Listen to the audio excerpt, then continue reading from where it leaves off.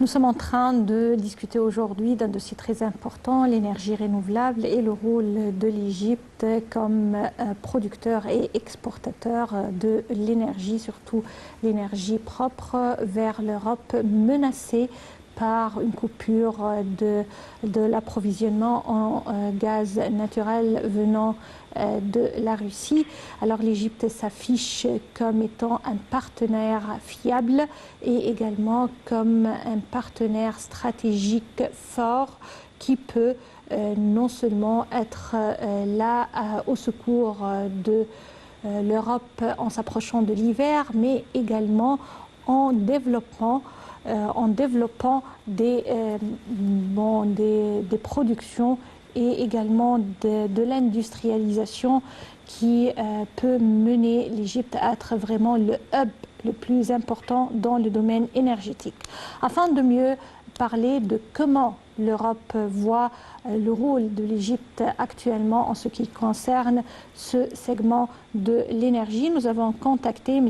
Youssef Abdelkader, expert en économie, qui se trouve actuellement en Belgique. Bonsoir. Oui, bonsoir madame. Monsieur Youssef Abdelkader, quand on parle de ce rôle de l'Égypte, nous voudrions savoir comment les médias et les politiciens européens parlent-ils actuellement de l'Égypte comme hub énergétique et comme partenaire dans ce domaine qui sera au secours de l'Europe avec l'exportation de l'énergie venant de l'Égypte. Bien sûr, ça intéresse beaucoup les médias européens concernant surtout maintenant avec les crises énergétiques en Europe, ils cherchent toujours les solutions. Et en plus, pour conforter les positions de l'Égypte en tant que groupe et du centre régional de circulation d'énergie et de tous sorts. Et tout ce que le président égyptien Abdel Fattah el-Sisi est en train de le faire, tous les contrats avec l'Europe, tous les pays européens, et dans tous les domaines, surtout l'énergie, s'intéresse beaucoup dans les médias européens et parle beaucoup de ça pour le moment. Et c'est tout à fait normal parce qu'en plus, le président Abdel Fattah el-Sisi qui donnait l'ordre pour accélérer les coopérations avec l'Europe, surtout avec les Grèces. Les Grèces célébrant son rôle géopolitique, c'est surtout sur le Méditerranée et pour l'Europe, ça aide beaucoup pour savoir tous les lettres d'Égypte pour savoir comment sortir de cette crise énergétique. Oui. Alors, quand on parle de cette collaboration dans le domaine de l'énergie entre l'Égypte et l'Europe, l'Égypte, la Grèce et Chypre plus précisément, on peut dire que ça a commencé avec le gaz naturel, avec la fouille du gaz naturel au sein de l'est de la Méditerranée. Mais aujourd'hui, on voit une gamme, une palette de projets qui varie entre l'énergie solaire, éolienne, avec également les projets de l'hydrogène vert et toute une diversité de sources d'approvisionnement. Toutes ces sources sont placées et bien placées en Égypte. Alors, selon vous, ce développement, comment peut-il vraiment aider l'Égypte à améliorer les conditions de sa réforme économique actuelle? Comme vous dites, ça commence avec les gaz, mais aussi en Égypte, il y a beaucoup de projets, des méga-projets de production et de transport d'énergie propre et l'énergie renouvelable, parce que l'Égypte, de toute façon, elle a beaucoup de sources d'énergie renouvelable, les soleils, les vents, il y a toutes sortes d'énergie propre. C'est pour ça, pour l'Europe, ça intéresse beaucoup d'investir en Égypte pour savoir sortir de cette crise. Et en plus, l'Égypte est déjà d'expérience avec l'Europe. On va voir, comme on dit, pour les gaz. Et l'Égypte et la Grèce, on a beaucoup de relations historiques. Depuis des mille ans.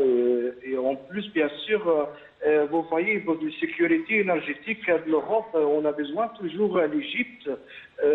Surtout, il y a moyen pour les mises en place des câbles sous-marines entre l'Égypte et la Grèce pour fournir l'Europe avec 9,5 gigawatts. Pour commencer, ça c'est déjà vraiment c'est les bons plans pour sortir de cette crise. Et l'Égypte et la Grèce, toujours, ils cherchent comment on peut être en sécurité régionale dans tous les domaines.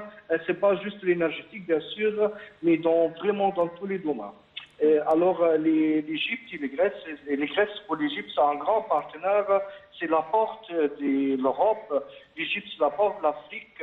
Alors, avec cette coopération, on va voir beaucoup de positifs pour tous les peuples africains et européens. Et c'est ça qui est vraiment les bonnes coopérations pour sortir de tous les crises. Oui.